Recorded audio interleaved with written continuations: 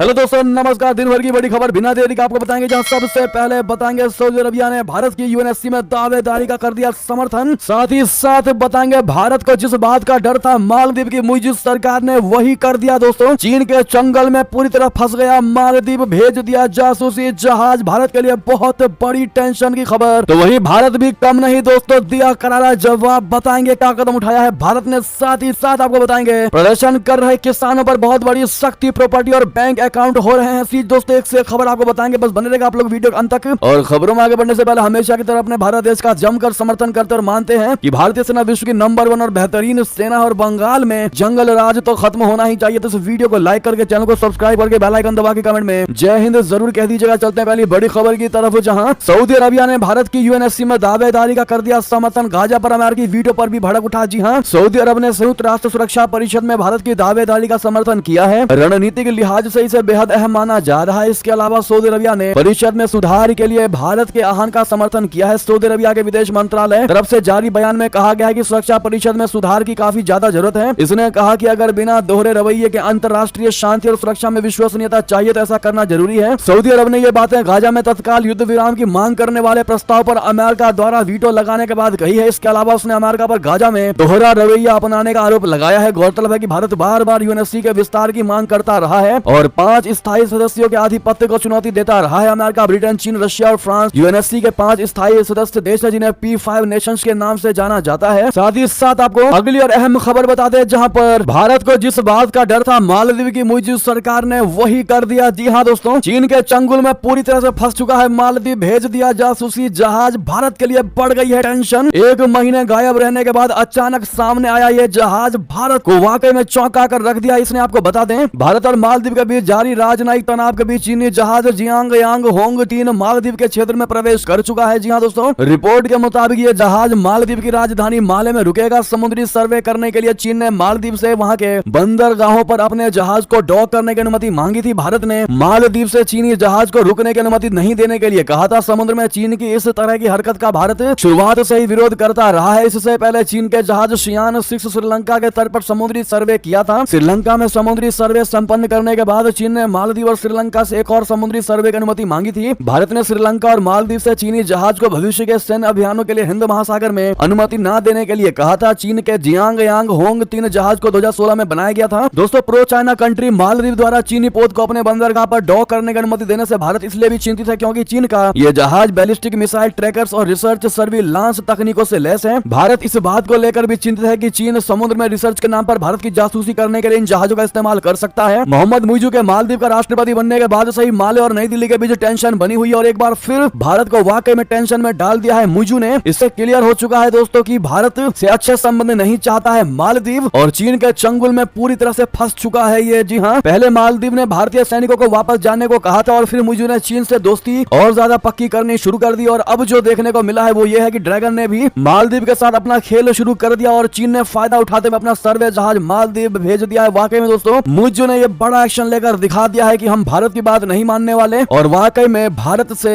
दुश्मनी मोल लेने की कोशिश में लगा हुआ है मालदीव। ऐसे में दोस्तों, अगर आप भी मानते इसका करारा जवाब मिलेगा मालदीव को तो अपनी राय अवश्य दीजिएगा। और साथ ही साथ दोस्तों, इतना ही आपको बता दें, दोस्ती 16 से मिलेगा चीन को करारा जवाब। मालदीव में भारत के साथ इन देशों की मिलिट्री ड्रिल हुई शुरू। जी हां दोस्तों, भारत, श्रीलंका और मालदीव ने दोस्ती नाम से त्रिपक्षीय युद्धाभ्यास शुरू किया है। ये इस अभ्यास का 16वां एडिशन है। ऐसे में इसे दोस्ती 16 नाम दिया गया है। भारत की ओर से इस अभ्यास में हिस्सा लेने के लिए ICGS समर्थ, ICGS अभिनव और ICG डोर्नियर मालदीव पहुंचे। इन तीनों देशों के अभ्यास में बांग्लादेश ऑब्जर्वर है। मालदीव की राजधानी माले में अभ्यास ठीक ऐसा समय हो रहा है जब चीनी जहाज भी माले पहुंचा है। चीनी अनुसंधान पोत जियांग यांग होंग 3 ने माले बंदरगाह के पास लंगर डाला है। मालदीव के इस जहाज को इजाजत देने पर भारत ने इसकी गतिविधियों पर चिंता व्यक्त की है। जी हां, अगली खबर की बात करें, जहां जापान, दक्षिण कोरिया की यात्रा पर जाएंगे जयशंकर जी। इन अहम कार्यक्रमों में लेंगे हिस्सा। जी हां, विदेश मंत्री जयशंकर जी 5 मार्च से 8 मार्च तक दक्षिण कोरिया और जापान की द्विपक्षीय यात्रा पर जाने वाले हैं। विदेश मंत्रालय द्वारा जारी एक बयान के अनुसार जयशंकर जी 5 से 6 मार्च 2024 को पहली बार सियोल का दौरा करेंगे। दक्षिण कोरिया के महामहिम विदेश मंत्री चो ताए यूल के साथ 10वीं भारत दक्षिण कोरिया संयुक्त आयोग बैठक की सह अध्यक्षता करेंगे। विदेश मंत्री भारत, जापान और भारत दक्षिण कोरिया के बीच द्विपक्षीय संबंधों को और मजबूत करने जा रहे हैं। उनकी ये यात्रा 4 मार्च से शुरू होगी। इस दौरान हिंद प्रशांत क्षेत्र में चुनौतियों समेत अहम द्विपक्षीय, क्षेत्रीय तथा वैश्विक मुद्दों पर अपने वार्ताकारों के साथ बातचीत करेंगे। ऐसे में दोस्तों, ऑल द बेस्ट जयशंकर जी जरूर कहिएगा। साथ ही साथ आपको आपको बता दें, IMF को इमरान खान लिखेंगे चिट्ठी, कहा पाकिस्तान को एक पैसा भी मत देना, झल्लाए इमरान खान। दरअसल पाकिस्तान में चुनाव के बाद अब नई सरकार की तस्वीरें साफ हो गई हैं। PMLN और पाकिस्तान पीपुल्स पार्टी गठबंधन में नई सरकार चलाएगी। PMLN के नेता शहबाज शरीफ देश के नए प्रधानमंत्री बनेंगे, जबकि आसिफ अली जरदारी राष्ट्रपति पद संभालेंगे। इस बीच जेल में बंद पाकिस्तान के पूर्व प्रधानमंत्री इमरान खान का नया बयान सामने आया है। इमरान खान का कहना है कि वो अंतर्राष्ट्रीय मुद्रा कोष को पत्र लिखकर कहेंगे कि वो पाकिस्तान को देने वाली आर्थिक मदद रोक दे। इमरान खान ने कहा कि जब तक पाकिस्तान चुनाव में हुई धांधली की जांच का आदेश नहीं दिया जाता, तब तक IMF नकदी संकट में डूबे पाकिस्तान को कोई मदद ना दे। बता दें कि रावलपिंडी की अडियाला जेल में बंद इमरान खान के इस संदेश को उनके वकील अली जफर ने प्रसारित किया है। जफर ने कहा कि IMF को एक चिट्ठी लिखी जाएगी कि पाकिस्तान चुनाव में धांधली की जांच की ऑडिट रिपोर्ट आने तक पाकिस्तान को किसी तरह का कर्ज ना दिया जाए। साथ ही इतना ही आपको बता दें, ताहिर असलम ने पाकिस्तान पर कसा तंज, कहा PMLN और PPP का गठबंधन ड्रामा सिर्फ सेना को खुश करने के लिए है। जी हां, एक पाकिस्तानी कनाडाई प्रसारक ने दावा किया है कि पाकिस्तान के दो प्रमुख राजनीतिक दलों पाकिस्तान मुस्लिम लीग नवाज और पाकिस्तान पीपुल्स पार्टी के गठबंधन सरकार बनाने का समझौता सेना को खुश करने के लिए एक ड्रामा है। एक साक्षात्कार में पाकिस्तानी कनाडाई प्रसारक ताहिर असलम गोरा ने कहा कि यह गठबंधन किसी भी पार्टी के लिए उपयुक्त नहीं है और यह केवल पाकिस्तानी सेना की जरूरतों को पूरा करने का एक उपाय है। पाकिस्तान में चुनाव कराना पाकिस्तानी सेना के लिए एक वास्तविक संघर्ष था। जी हां, अगली खबर बताते सीमा विवाद पर भारत चीन की सैन्य वार्ता, आखिर किन मामलों पर बनी बात और किन मामलों पर नहीं निकला समाधान, आपको विस्तार से बता दें। भारत और चीन ने पूर्वी लद्दाख में 3.5 साल से अधिक पुराने सीमा विवाद को हल करने के लिए नए दौर की उच्च स्तरीय सैन्य वार्ता की, जिसमें दोनों पक्ष जमीन पर शांति और स्थिरता बनाए रखने पर सहमत हुए, लेकिन गतिरोध के समाधान का कोई संकेत नहीं दिखाई दिया। विदेश मंत्रालय ने बुधवार को कहा कि भारत चीन कोर कमांडर स्तर की 21वें दौर की वार्ता 19 फरवरी को चुशूल मोल्डो सीमा बैठक बिंदु पर आयोजित की गई। घटनाक्रम से परिचित लोगों ने कहा कि भारतीय पक्ष ने डेप सांग और डेम चौक से संबंधित लंबित मुद्दों के समाधान के लिए दबाव डाला, लेकिन बातचीत में कोई ठोस प्रगति नहीं हुई। जी हां, विदेश मंत्रालय ने कहा कि दोनों पक्ष समाधान के आगे के तरीकों पर उचित सैन्य और राजनयिक तंत्र के माध्यम से संपर्क बनाए रखने पर सहमत हुए। इसने कहा कि दोनों पक्षों ने मैत्रीपूर्ण और सौहार्दपूर्ण माहौल में हुई वार्ता में मुद्दे पर अपना दृष्टिकोण साझा किया। विदेश मंत्रालय ने कहा कि दोनों पक्ष उचित सैन्य और राजनयिक तंत्र के माध्यम से आगे के रास्ते पर संपर्क बनाए रखने पर सहमत हुए हैं। उन्होंने अंतरिम रूप से सीमावर्ती क्षेत्रों में जमीन पर शांति बनाए रखने के लिए भी प्रतिबद्धता जताई है। जी हां दोस्तों, अगली खबर आपको बता दें, जहां खुलकर हमास का समर्थन कर रहा चीन, कहा उनका हिंसा आतंकवाद नहीं वैध संघर्ष है। जी हां दोस्तों, चीन ने गाजा पट्टी में चल रहे संघर्ष के बीच खुलकर हमास का समर्थन किया है। चीन के अनुसार गाजा पट्टी के लोगों के पास हथियार उठाने का अधिकार है। उनके घर में लंबे समय से युद्ध चल रहा है और वो हथियार उठाकर इसका विरोध कर सकते हैं। चीन ने यह भी कहा कि औपनिवेशिक काल में कई देशों में ऐसा हुआ है, इस वजह से फलस्तीन के लोगों का हथियार उठाना उचित है, उनके पास ऐसा करने का अधिकार है। चीनी विदेश मंत्रालय के कानूनी सलाहकार मा शिनमिन ने कहा कि फलस्तीनियों के पास सशस्त्र संघर्ष करने का अधिकार है, क्योंकि गाजा पट्टी में इजराइल लगातार युद्ध जारी रखे हुए हैं। चीन की तरफ से यह बात फलस्तीन के तर्क की चौथी सुनवाई में कही गई है। फलस्तीन की तरफ से कहा गया था कि वेस्ट बैंक और पूर्वी यरूशलेम में इजराइल अपने अवैध कब्जे को स्थायी बना रहा है। नेक्स्ट खबर बता दें, अमेरिका रशिया के बीच छिड़ी जुबानी जंग, बाइडेन ने पुतिन को बताया सन की तो क्रेमलिन ने कर दिया पलटवार। जी हां, दुनिया के दो ताकतवर देशों के बीच जुबानी जंग छिड़ गई है। हम बात कर रहे हैं अमेरिका के राष्ट्रपति जो बाइडेन और रशिया के राष्ट्रपति व्लादिमीर पुतिन की, जो बाइडेन पुतिन पर लगातार जुबानी हमले कर रहे हैं। बाइडेन ने रशिया में विपक्षी नेता अलेक्सी नवलनी की मौत के लिए व्लादिमीर पुतिन को जिम्मेदार ठहराते हुए उन्हें सन की और पागल SOB कहा। इस पर रशिया की सरकार ने कड़ी प्रतिक्रिया दी है। क्रेमलिन ने गुरुवार को अमेरिकी राष्ट्रपति जो बाइडेन पर पलटवार करते हुए कहा कि रूसी समकक्ष व्लादिमीर पुतिन के बारे में उनका बयान अपमानजनक था। क्रेमलिन के प्रवक्ता दिमित्री पेस्कोव ने कहा कि किसी अमेरिकी नेता के मुंह से निकले ऐसे अभद्र बयान ठेस पहुंचाने वाले हैं। ये बयान राष्ट्रपति पुतिन को तो क्या दुनिया के किसी भी दूसरे नेता के लिए अपमानजनक है। ये बहुत शर्म की बात है जो ऐसी शब्दावली का उपयोग करते हैं। जी हां दोस्तों, अगली खबर बता दें, अमेरिका ब्रिटेन के बाद फ्रेंच नेवी भी लाल सागर में हुई एक्टिव, मार गिराए हुती विद्रोहियों के 2 ड्रोन। जी हां, दुनिया में युद्ध का दायरा लगातार फैलने से चिंता बढ़ती जा रही है। पहले रशिया यूक्रेन युद्ध ने दुनिया को चिंता में डाला था, उसके बाद इजराइल हमास वॉर शुरू हुई और अब हमास के समर्थन में यमन के हुतियों ने लाल सागर में युद्ध का नया मोर्चा बना रखा है। वे इस सागर से गुजरने वाले तमाम देशों के जहाजों और तेल टैंकरों पर हमले कर रहे हैं, जबकि इसी लाल सागर से होकर दुनिया का 35 से 40% व्यापार होता है। ऐसे में उनके लगातार मिसाइल और ड्रोन हमलों से विश्व व्यापार पर गंभीर संकट पैदा हो गया है। उन विद्रोहियों से निपटने के लिए अमेरिका ब्रिटेन के नेतृत्व में विभिन्न देश मिलकर जवाबी हमले कर रहे हैं। जी हां, फ्रांसीसी नौसेना ने ऐसे ही एक ऑपरेशन में लाल सागर के ऊपर यमन के 2 ड्रोनों को मार गिराया। उन दोनों ड्रोन ने माल लेकर जा रहे जहाजों को निशाना बनाया था। साथ ही साथ बता दें, अगली खबर, सऊदी अरबिया के मिशन 2030 में भारत सबसे अहम रुझाने के लिए दे रहा फ्री वीजा। आखिर क्या है वजह है? बता दें, तेल के कुआं के लिए दुनिया भर में मशहूर gulf country Saudi Arabia mission 2030 की तरफ लगातार आगे बढ़ रहा है। अपनी अर्थव्यवस्था में तेल और गैस पर निर्भरता कम करने के लिए रियाद ने अन्य क्षेत्रों पर भी फोकस करना शुरू कर दिया है। पिछले 3 साल में सऊदी अरबिया पर्यटन पर काम कर रहा है। उसने अर्थव्यवस्था में तेल के विकल्प के तौर पर पर्यटन को आगे रखने रखने का फैसला लिया है। इसके लिए उसकी पहली पसंद है भारतीय। इसके लिए सऊदी अरब का लक्ष्य है कि साल 2030 तक उसके देश में कम से कम 7.5 मिलियन भारतीय पर्यटकों की आवक हो। भारतीयों को रिझाने के लिए वो लगातार विभिन्न कार्यक्रम भी लॉन्च कर रहा है, जिसमें फ्री वीजा भी शामिल है। सऊदी पर्यटन प्राधिकरण के अध्यक्ष अल हसन अल दाबाग ने समाचार एजेंसी एएनआई से बातचीत में कहा कि हमने सऊदी अरब को पर्यटन के क्षेत्र में आगे करने के लिए भारतीयों पर खास फोकस किया है। नेक्स्ट खबर बता दें, चीन में हुआ सबसे बड़ा हादसा, जहाज पुल से टकराया, 3 लोगों की मौत की बड़ी खबर। चीन के गुआंग झोउ शहर में गुरुवार को बड़ा हादसा सामने आया है, जहां एक कंटेनर जहाज की टक्कर के बाद पुल का कुछ हिस्सा ढह गया। इस घटना में 2 लोगों की मौत हो गई, जबकि 3 लोग लापता बताए जा रहे हैं। इस हादसे में 5 वाहनों के क्षतिग्रस्त होने की भी खबर है। हादसे के बाद पूरे शहर में अफरा तफरी मच गई है। राहत बचाव का काम शुरू कर दिया गया है। बता दें कि हादसे के बाद पुल को पूरी तरह से बंद कर दिया गया है। हांगकांग के उत्तर पश्चिम में लगभग 90 किलोमीटर दूर गुआंग झोउ के नानशा जिले में यह हादसा हुआ है। जहाज के टकराने से लिंगचिंका पुल का कुछ हिस्सा ढह गया। जी नेक्स्ट खबर बता दें, भारत ने 53 साल बाद अब खोजा पाकिस्तान की पनडुब्बी गाजी का मलबा। फिर क्या ऐसा काम पाकिस्तानी भी करेंगे? भारत को जमकर सलाम। जी बांग्लादेश की लड़ाई के दौरान 3 दिसंबर 1971 को भारत के विशाखापत्तनम बंदरगाह के पास जोरदार रहस्यमय धमाका हुआ था। इस धमाके का इतना जोर असर हुआ था कि बंदरगाह पर बनी बिल्डिंगों के शीशे तक टूट गए थे। स्थानीय लोगों को लगा था कि भूकंप आ चुका है। इस दौरान समुद्र में एक विशाल लहर उठी और फिर समुद्र के अंदर समा गई। ये कोई भूकंप नहीं था, बल्कि पाकिस्तानी पनडुब्बी पीएनएस गाजी थी, जिसे जो विशाखापत्तनम बंदरगाह के अंदर बारूदी सुरंग लगा रही थी। पाकिस्तान का दावा है कि पनडुब्बी के अंदर आंतरिक विस्फोट हो गया था। भारत की ओर कहा जाता है कि आईएनएस राजपूत युद्धपोत ने इस पाकिस्तानी पनडुब्बी को डुबोया था। इस पनडुब्बी पर 93 पाकिस्तानी नौसैनिक सवार थे और उन सभी की मौत हो गई थी। जी हाँ, अब ऐसे में जिस प्रकार से 53 साल बाद पाकिस्तान की इस पनडुब्बी को गाजी को भारत ने खोज निकाला है, दोस्तों वाकई में पाकिस्तानी सलाम जरूर करेंगे। नेक्स्ट खबर आपको बता दें, इजरायली सुरक्षा एजेंसी ने जारी की चेतावनी, रमजान के दौरान अगर अल-अक़सा मस्जिद में मुस्लिमों को रोका तो इजरायल और हमास के बीच जारी लड़ाई धार्मिक युद्ध में परिवर्तित हो जाएगी। जी हाँ, मौजूदा समय में इजरायली सेना गाजा पट्टी में हमास के साथ युद्ध लड़ रही है। यही वजह है कि इस साल इजरायली सरकार ने कथित रूप से रमजान के महीने में अल-अक़सा मस्जिद में मुस्लिमों के प्रवेश पर रोक लगा दिया है, जिसके बाद वहां की सुरक्षा एजेंसी शिन बेट ने चिंता जाहिर की। एजेंसी का मानना है कि रमजान के पवित्र महीने में अरब इजरायली लोगों को रोके जाने से स्थिति और गंभीर हो सकती है। मीडिया रिपोर्ट्स के मुताबिक हाल ही में इजरायली पीएम बेंजामिन नेतन्याहू ने इस चीज को लेकर एक खास बैठक भी की है और इस दौरान उनके कुछ सलाहकारों ने उनको कुछ सुझाव भी दिए थे। अगली खबर बता दें, कौन है भारतीय मूल का वो शख्स जिसका अमेरिका ने माना लोहा? शिकागो मैगजीन की टॉप 50 लिस्ट में हुआ शामिल नाम। जी हाँ, भारत से निकलकर दुनिया भर में लोग अपना लोहा मनवा रहे हैं। ऐसे ही भारतीय मूल के एक व्यक्ति को अमेरिका की एक मैगजीन ने खास लिस्ट में शामिल किया है। शिकागो मैगजीन ने राजा कृष्णमूर्ति को शिकागो के 50 पावरफुल व्यक्तियों में शामिल किया है। रिपोर्ट के मुताबिक अमेरिका की शिकागो मैगजीन ने शिकागो के 50 पावरफुल लोगों का नाम प्रकाशित किया है। इस लिस्ट में भारतीय मूल के सांसद राजा कृष्णमूर्ति को 24वें नंबर पर रखा है। बताया जाता है कि अमेरिका के इलिनॉस प्रांत का सबसे बड़ा शहर शिकागो है। दोस्तों अगली खबर आपको बता दें, जहां पर भारतीय नौसेना की मुख्य ताकत क्यों बन गई है ब्रह्मोस मिसाइल। आपको बता दें, भारत सरकार के रक्षा मंत्रालय ने 19,000 करोड़ रुपए में 200 ब्रह्मोस मिसाइल सिस्टम के सौदे को मंजूरी दे दी है। ये सभी मिसाइलें नौसेना के जंगी जहाजों में तैनात की जाएंगी। ये अब तक की सबसे लंबी रेंज की मिसाइलें होंगी। जनवरी में भारतीय नौसेना के एक जंगी जहाज ने इस रेंज की मिसाइल का सफल परीक्षण किया था। सूत्रों के मुताबिक इस सौदे पर मार्च के पहले हफ्ते में हस्ताक्षर किए जाएंगे। सौदा रक्षा मंत्रालय और ब्रह्मोस एरोस्पेस के बीच होगा। ब्रह्मोस मिसाइलें भारतीय नौसेना के जंगी जहाजों का मुख्य हथियार बन गई है। ब्रह्मोस का इस्तेमाल दुश्मन के जहाजों या उसके जमीनी ठिकानों पर किया जा सकता है। भारतीय नौसेना ने पिछले कुछ समय में खुद को बहुत तेजी से आधुनिक बनाया है। वायुसेना के डिस्ट्रॉयर और फ्रिगेट्स को हमला करने के सबसे ताकतवर हथियार ब्रह्मोस मिसाइल और किसी हवाई हमले से सुरक्षा के लिए सबसे भरोसेमंद मिसाइल बराक से लैस किया गया है। और यही सबसे बड़ी वजह है दोस्तों कि भारतीय नौसेना की मुख्य ताकत बन गई है ब्रह्मोस मिसाइल। जी हाँ, अगली खबर की बात करें, जहां पर किसान की मौत से भड़का एसकेएम, हरियाणा सीएम पर हत्या का केस चले जैसा दिया भाषण, देशव्यापी आंदोलन का कर दिया ऐलान। जी हाँ, संयुक्त किसान मोर्चा की राष्ट्रीय परिषद ने गुरुवार को एक बैठक में 22 साल के किसान शुभकरण सिंह की पुलिस से झड़प के दौरान मौत के खिलाफ देशव्यापी प्रदर्शन का ऐलान किया है। किसान संगठन ने मांग की है कि किसान की मौत मामले में हरियाणा पुलिस और सीएम के खिलाफ हत्या का मुकदमा दर्ज किया जाए। उन्होंने किसान के परिवार के लिए 1 करोड़ रुपए का मुआवजा और मामले में सुप्रीम कोर्ट के जज से न्यायिक जांच की मांग की है। किसानों ने 23 फरवरी को काला दिन घोषित किया है। प्रदर्शन के दौरान देश भर में केंद्रीय गृह मंत्री, हरियाणा सीएम और हरियाणा के गृह मंत्री के पुतले फूके जाएंगे। संयुक्त किसान मोर्चा ने बुधवार को पुलिस के खिलाफ प्रदर्शन में मारे गए 22 वर्षीय किसान शुभकरण सिंह को लेकर 23 फरवरी के दिन देश स्तर पर विरोध प्रदर्शन की घोषणा की है। विरोध प्रदर्शन में एसकेएम ने देश भर के किसानों से केंद्रीय गृह मंत्री अमित शाह, हरियाणा के सीएम मनोहर लाल खट्टर और हरियाणा के गृह मंत्री अनिल विज के पुतले जलाने को कहा है। बीकेयू के अध्यक्ष जोगिंदर सिंह उग्रहान ने कहा कि 23 फरवरी को काला दिन घोषित किया गया है। साथ ही साथ आपको यह भी बता दें, टिकैत ने भी पुलिस पर लगाया गोलीबारी का आरोप। कहा आज किसानों का विरोध प्रदर्शन खनौरी बॉर्डर हादसे पर। जी हां, केंद्र सरकार से बातचीत के बीच किसानों का दिल्ली कूच 2 दिन के लिए टल फैल चुका था, लेकिन बॉर्डर पर किसान डेरा डाले हुए हैं। वहीं गुरुवार को भारतीय किसान यूनियन के नेता राकेश टिकैत ने खनौरी बॉर्डर में एक किसान की मौत पर अपनी प्रतिक्रिया दी। टिकैत ने कहा कि आज किसानों के विरोध प्रदर्शन, पंजाब की सीमा पर हो रही घटनाओं और एमएसपी पर कानून पर SKM यानी संयुक्त किसान मोर्चा की बैठक है। उन्होंने कहा कि खनौरी बॉर्डर में एक किसान की जान चली गई। टिकैत ने पुलिस पर गोलीबारी का आरोप लगाया। साथ ही साथ आपको बता दें कि प्रदर्शन कर रहे इन किसानों पर सरकार ने दिखाई सख्ती, प्रॉपर्टी और बैंक अकाउंट हो रहे हैं इनके सीज। सरकार जुटा रही इनकी जानकारियां। बता दें एमएसपी की मांग को लेकर प्रदर्शन कर रहे किसानों पर सरकार ने सख्ती करने का फैसला किया है। आधिकारिक जानकारी के मुताबिक प्रदर्शन में शामिल किसानों की प्रॉपर्टी और बैंक अकाउंट सीज किए जा रहे हैं। इसके अलावा स्थानीय निवासियों से इस बात की जानकारी मांगी गई है कि क्या प्रदर्शन के दौरान उनकी किसी संपत्ति को नुकसान पहुंचा है। गौरतलब है कि पंजाब और हरियाणा के बॉर्डर पर किसान बीते कई दिनों से प्रदर्शन कर रहे हैं। इस दौरान प्रदर्शनकारियों पर काबू पाने के लिए सरकार तरह के उपाय अपना रही है। अगली खबर की बात करें, जहां कांग्रेसी अध्यक्ष मल्लिकार्जुन खड़गे को Z+ सुरक्षा खतरे की आशंका को देखते हुए लिया गया यह फैसला। जी हां, केंद्रीय गृह मंत्रालय ने कांग्रेसी अध्यक्ष मल्लिकार्जुन खड़गे को देश भर में Z+ सुरक्षा प्रदान की है। आधिकारिक सूत्रों ने यह जानकारी दी। गृह मंत्रालय ने खड़गे पर खतरे की आशंका को देखते हुए इस महीने की शुरुआत में यह फैसला लिया है। सूत्रों ने बताया कि केंद्रीय रिजर्व पुलिस बल के कमांडो पूरे देश में खड़गे को Z+ सुरक्षा प्रदान करेंगे। Z+ SPG कवर के बाद उच्चतम स्तर की सुरक्षा है। सरकार उस व्यक्ति को प्रदान करती है जिसकी जिंदगी को उच्च स्तर का खतरा होता है। इस सुरक्षा में CRPF कमांडो के साथ 55 कर्मी शामिल रहेंगे जो 24 घंटे व्यक्ति की सुरक्षा करते हैं। इस कवर में एक बुलेट प्रूफ गाड़ी और 3 शिफ्ट में एस्कॉर्ट भी शामिल है। आपको बता दें कि VIP सुरक्षा की 4 श्रेणियां Z+, Z, Y और X हैं। जी हां, नेक्स्ट खबर बता दें, पश्चिम बंगाल जा सकते हैं PM नरेंद्र मोदी जी। भाजपा नेता ने कहा संदेश खाली की प्रताड़ित महिलाएं मिलना चाहें तो पार्टी मुलाकात की व्यवस्था अवश्य करवाएगी। जी हां दोस्तों, पश्चिम बंगाल के संदेश खाली में महिलाओं, वहां की लेडीज से कथित तौर पर यौन उत्पीड़न और हिंसा के मामले ने पूरे देश में विवाद खड़ा कर दिया है। पूरे देश में लोगों में रोष पैदा कर दिया है। भाजपा, कांग्रेस, बसपा समेत कई दलों ने इस मुद्दे पर ममता बनर्जी की तृणमूल गवर्नमेंट का विरोध किया, अपोज किया और कार्रवाई की मांग की है। इस बीच खबर ये आ रही है कि PM नरेंद्र मोदी जी पश्चिम बंगाल के विजिट पर जा सकते हैं। उनके बंगाल के उत्तर 24 परगना जिले में रैली की भी बात कही जा रही है। इतना ही नहीं, संभावना यह भी बताया जा रहा है कि PM मोदी जी इस दौरान संदेश खाली की पीड़ित महिलाओं से मुलाकात कर सकते हैं। पश्चिम बंगाल के भाजपा अध्यक्ष सुकांत मजूमदार ने सबसे बड़ी जानकारी दी है दोस्तों। उन्होंने कहा कि प्रधानमंत्री नरेंद्र मोदी जी 6 मार्च को पश्चिम बंगाल के उत्तर 24 परगना जिले के बारासात में महिलाओं की एक रैली को संबोधित कर सकते हैं। अगर दोस्तों वाकई में PM मोदी जी संदेश खाली गए तो ममता बनर्जी की कुर्सी जानी तो तय ही है। मानते कि नहीं आप लोग इस बात को कमेंट में लिखकर अवश्य बताइएगा, क्योंकि जो सरकार महिलाओं की इज्जत नहीं कर सकती दोस्तों, महिलाओं पर हो रहे अत्याचार पर एक्शन नहीं ले सकती, वो आखिर राज्य में क्या ही विकास कर सकती है। बहरहाल कौन कौन चाहता है कि बंगाल में बदलाव बहुत जरूरी है, सरकार में बदलाव होना चाहिए, जंगल राज खत्म होना चाहिए, तो अपनी राय अवश्य दीजिएगा। साथ ही आपको बता दें ममता बनर्जी आखिर कर क्या रही है, दिख नहीं रहा यहाँ क्या हो रहा है। संदेश खाली की पीड़ित महिलाओं का छल का दर्द तो दिया ऐसा बयान। जी हाँ, संदेश खाली में रहने वाली कई पीड़ित महिलाएं अपनी दर्द भरी कहानी सुना चुकी है। और एक और महिला ने ममता बनर्जी से सवाल पूछते हुए कहा है कि क्या उन्हें यहाँ जो भी हो रहा है दिखाई नहीं दे रहा, क्या वो अंधी है। न्यूज एजेंसी NI से बात करते हुए संदेश खाली की एक पीड़ित महिला ने कहा कि हमने कई बार शिकायत की लेकिन कुछ हुआ नहीं, यहाँ की पुलिस बंगाल के लोगों के लिए है ही नहीं। जी हाँ दोस्तों, और भी उन्होंने बहुत कुछ कही है दोस्तों, इस पर आपकी जो भी राय हो। अगली खबर की बात करें, जहाँ पर प्रधानमंत्री नरेंद्र मोदी जी का काशी दौरा, अध्यात्म नगरी पहुंचे प्रधानमंत्री मोदी जी। देर रात किया रोड शो, फूल बरसाकर जोरदार स्वागत। जी हाँ, 2 दिवसीय दौरे पर प्रधानमंत्री नरेंद्र मोदी काशी पहुंचे। बाबतपुर से बरेका के बीच उनका राममय स्वागत हुआ। बाबतपुर तिराहे पर राम, लक्ष्मण, जानकी और हनुमान बने पात्रों ने जय श्री राम के जय घोष से स्वागत किया। भाजपा कार्यकर्ताओं में जबरदस्त उत्साह देखा जा रहा है। उनके स्वागत के लिए भी इस बार विशेष तैयारियां दिखाई दी। दरअसल अयोध्या में राम मंदिर प्राण प्रतिष्ठा के बाद ये PM मोदी का काशी प्रथम आगमन है। ऐसे में भाजपा कार्यकर्ताओं ने पूरे राममय माहौल के साथ प्रधानमंत्री मोदी के स्वागत किया। बाबतपुर में जिला और अतुल्लानंद तिराहे के पास महानगर भाजपा व रोहनिया विधानसभा के कार्यकर्ता ने पुष्प वर्षा कर स्वागत किया। एयरपोर्ट पर मुख्यमंत्री योगी आदित्यनाथ, केंद्रीय मंत्री डॉक्टर महेंद्र नाथ पांडे, प्रदेश अध्यक्ष और संगठन मंत्री ने स्वागत किया है। नेक्स्ट खबर बता दें, मणिपुर में मैतेई समुदाय को अनुसूचित जनजाति में शामिल करने पर नहीं होगा विचार, हाईकोर्ट ने अपना आदेश लिया वापस। जी हां, मणिपुर हाईकोर्ट ने मैतेई समुदाय को अनुसूचित जनजाति में शामिल करने के 2023 के अपने आदेश को संशोधित कर दिया है। हाईकोर्ट ने यह कहा है कि वो मैतेई को अनुसूचित जनजाति में शामिल करने पर विचार नहीं करेगा। दरअसल हाईकोर्ट ने इसी आदेश के बाद मैतेई और कुकी जनजातियों के बीच हिंसा भड़की है। 1 साल से राज्य में हिंसा जारी है और केंद्र और राज्य सरकार की हिंसा पर काबू करने की सारी कोशिशें नाकाम साबित हुई है। नेक्स्ट खबर बता दें, समाजवादी पार्टी कांग्रेस के बीच बात बनते ही BSP की लिस्ट भी फाइनल। उत्तर प्रदेश में हुए कई चौंकाने वाले नाम के खुलासे। बता दें, लोकसभा चुनाव से पहले अलग अलग गठबंधनों को